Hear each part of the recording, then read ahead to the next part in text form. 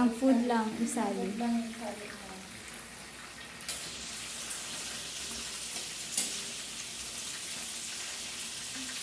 Tapos kasi bilhin mo ba? Ha? What if kung malublog dyan ang awoy?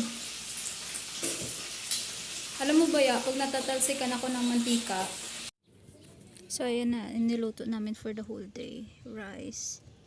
Ayan, ito i-prepare namin. Ayan. Yan na siya. Actually, ganito kahirap mag-prepare. For the whole day ka nagtayo. Okay. Hi.